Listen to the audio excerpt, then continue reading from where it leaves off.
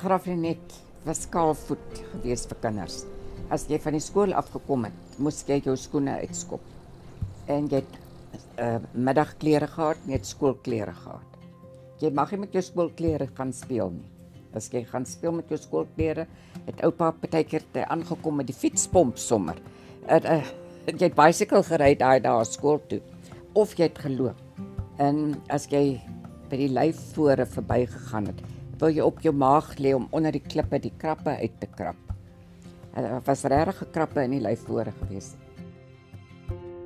Almal het geweet op Graafrenet watter nommer, watter persoon van die straat bly.